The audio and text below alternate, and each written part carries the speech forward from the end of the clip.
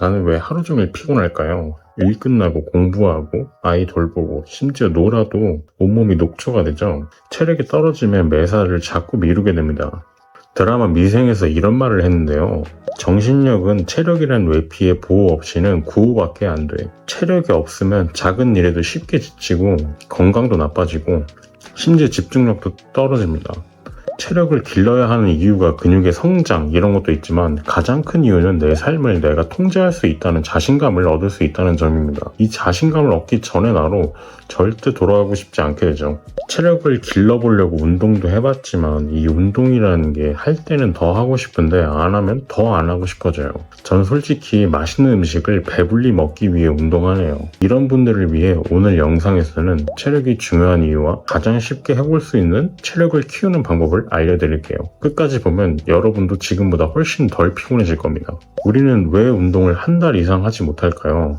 우승한 토트넘의 주장 손흥민이 말하길 체력 기르는 것뿐만 아니라 어떠한 목표를 이루는 데는 타고난 체력, 똑똑한 두뇌 이런 게 중요한 게 아니라 의지력이 제일 중요하다고 합니다.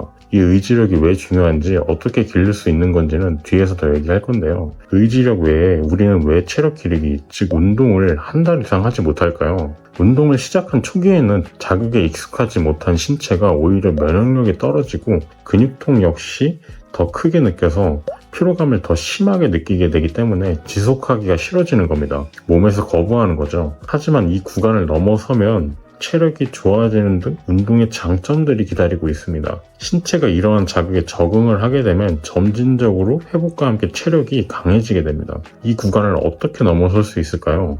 그리고 운동 꾸준히 하기에 성공하면 어떤 장점들이 있을까요? 운동을 하는 이유 중 근육의 성장 이런 것도 있지만 가장 큰 이유는 내 삶을 내가 통제할 수 있다는 자신감을 얻을 수 있다는 점입니다. 노는 것도 힘들다고 하잖아요. 체력이 후달리면 내가 하고 싶은 거를 할 체력조차 없어집니다. 예전엔 체력이 후달려서 뭐만 하면 금방 피곤해졌는데 운동 시작한 뒤로는 생활 자체가 편해졌어요. 체력이 좋아지니까 인내심을 가지고 모든 일을 꾸준히 할 수 있게 되었습니다. 운동 시작이 어려운 분들은 처음부터 거창한 걸 하려고 하지 마세요. 헬스장 등록이나 PT 같은 건 의지력이 약하면 오히려 돈만 쓰고 끝나는 경우가 되게 많습니다.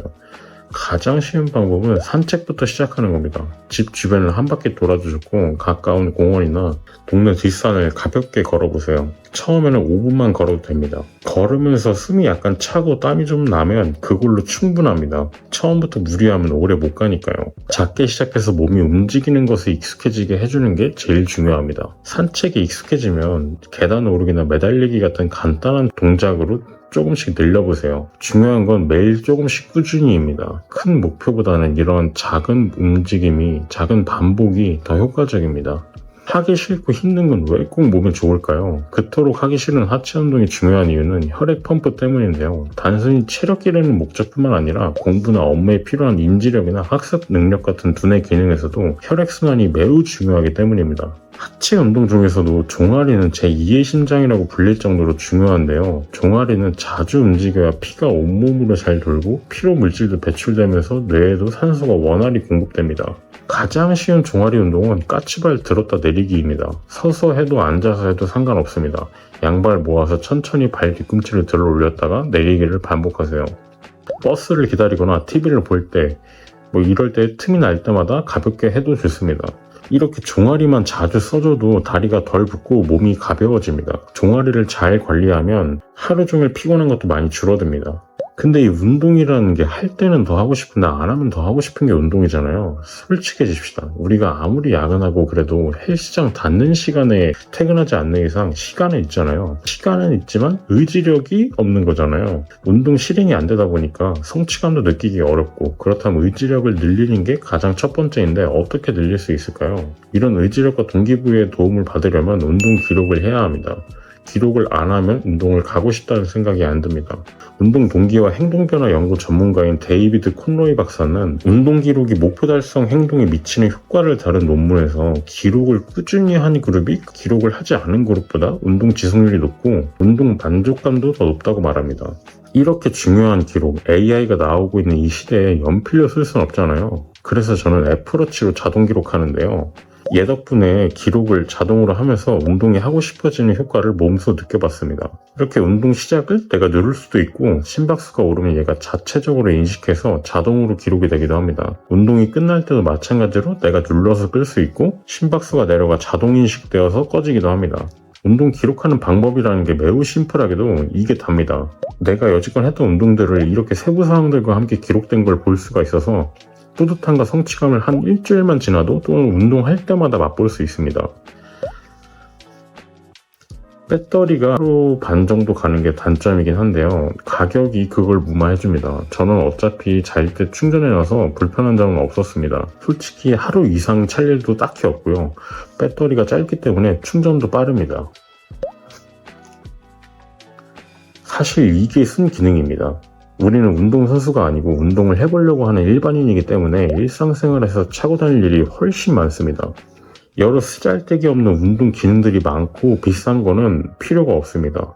혈중산소 농도? 솔직히 이거 알아서 뭐 하나요? 이게 필요한 시점에서는 아마 여러분들은 더 이상 일반인 수준으로 운동을 하는 게 아닐 겁니다. 오늘 영상 보시고 내가 왜 이렇게 피곤한지 그리고 어떻게 하면 덜 피곤해질 수 있는지 조금은 감이 오셨을 겁니다. 결국 답은 어렵지 않습니다. 체력을 조금씩이라도 키우면 됩니다. 그리고 그 시작은 운동 기록에서부터 시작됩니다. 지금 당장은 힘들어도 나중에는 분명히 운동해주길 잘했다고 스스로한테 고마워질 날이 올 겁니다. 오늘부터 딱 5분만이라도 걸어보세요. 그리고 기록해보세요. 그러면 뭐라도 달라집니다.